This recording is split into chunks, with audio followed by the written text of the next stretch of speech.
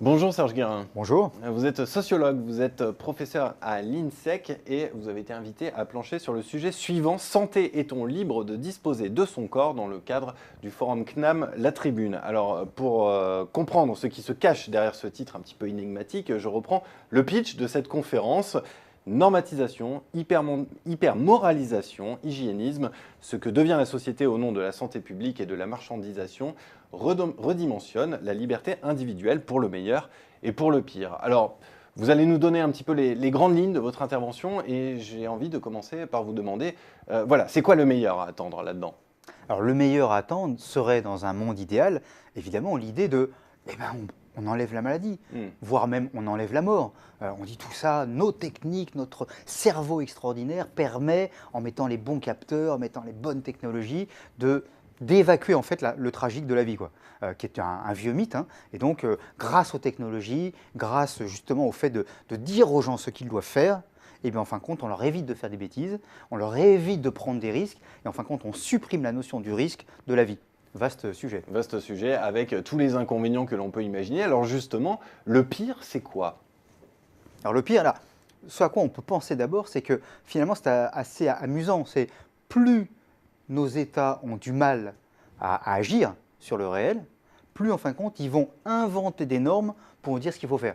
Moins ils seront capables de prévoir le futur, plus ils vont nous dire comment il faut se préparer au futur. Et donc voilà, ça c'est vraiment la première chose. On est vraiment dans cette difficulté-là, dans ce paradoxe. Deuxième élément, deuxième risque, c'est qu'au nom de notre bien, on va nous dire exactement ce qu'on doit faire. Et donc, le bon George Orwell revient, 1984 est bien là, grâce aux technologies, on va nous dire exactement, ça vous avez le droit, ça vous n'avez pas le droit, ça c'est bien, ça c'est pas bien. Et donc, un monde comme ça qui est peut-être plus efficace, plus efficient en termes d'espérance de vie, en termes de santé, mais un monde qui n'a, où à un moment donné, on a à la fois plus d'intérêt de vivre, d'une certaine manière, et puis on n'a plus aucune liberté, puisqu'il faut être dans un moule, parce qu'il y a un moule qui nous dit c'est comme ça qu'on vivra le mieux, c'est comme ça qu'on vivra le plus longtemps. Ce qui est amusant d'ailleurs, c'est que de temps en temps, le moule change, puisqu'il y a une découverte, ah non, ce qu'on a dit depuis des années, ça ne marche pas. Ah, le cholestérol, en fait, ça pose aucun problème. Ah, et donc tout ce qu'on avait appris, même tous les médicaments là-dessus, non, non, on arrête, on invente autre chose. Donc en plus, c'est-à-dire que évidemment, les normes,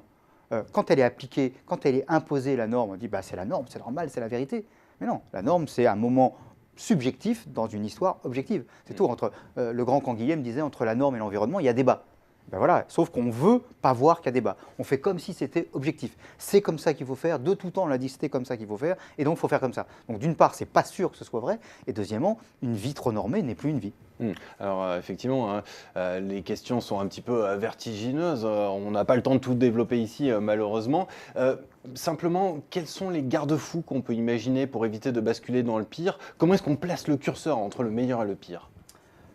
Le curseur entre le meilleur et le pire, est-ce que ce n'est pas la synthèse de nos vies? Oui. À vous et moi, comme à tout le monde. C'est-à-dire qu'à un moment donné, c'est ce qu'on appelle aussi le compromis, quoi. Ça serait génial, mais je ne peux pas. Ça serait… Non, ça, je veux surtout pas. Comment je trouve un équilibre? Donc c'est déjà peut-être aussi de réhabiliter un tout petit peu le bon sens, d'écouter les gens, de dire il faudrait qu'ils fassent ça, oui, mais ils ne le font pas. Pourquoi ils ne le font pas? Peut-être que ça ne correspond pas du tout à leur vie, à nos vies. Donc c'est aussi à un moment donné de rester dans quelque chose qui soit responsable, qui prenne en compte la vraie vie des personnes. Donc là, il y a quelque chose autour de ça. Deuxième élément, il y a sans doute un besoin d'un minimum d'éthique, en disant mais on ne peut pas faire n'importe quoi aux gens, on ne peut pas leur proposer n'importe quoi. Donc, donc il peut y avoir des comités d'éthique, des structures comme ça, mais aussi simplement de pousser chacun à être un peu plus responsable. Vous savez, on dit souvent, mais les gens, il y a le Big Brother, mais en même temps, ceux qui donnent le plus d'informations, c'est les gens eux-mêmes. Il suffit de regarder certaines pages de Facebook, on reste quand même un petit peu étonné sur la capacité des gens à se mettre en scène, à se dénuder complètement. Une démocratie, c'est pas qu'on soit tous nus. C'est pas du tout ça une démocratie, c'est au contraire qu'on respecte le jardin privé de chacun. Et donc c'est qu'à un moment donné aussi, on s'apprenne mieux, on se responsabilise mieux pour conserver justement notre propre partie d'intimité. Et cette intimité, même si elle veut dire qu'on ne fait pas exactement ce qu'il faudrait en termes de santé et tout ça, je dirais, et alors, à un moment donné, vivre, c'est aussi prendre du plaisir à vivre. Donc c'est aussi rappeler cet élément-là, qui est un élément de care, un élément d'éthique de la sollicitude pour soi et de la sollicitude pour l'autre. Et ce moment-là, c'est j'ai le droit aussi de faire des incartades. J'ai le droit aussi de me faire plaisir. J'ai le droit aussi de penser simplement à la convivialité. Donc c'est tout simplement un retour au bon sens du goût de soi et du goût de l'autre.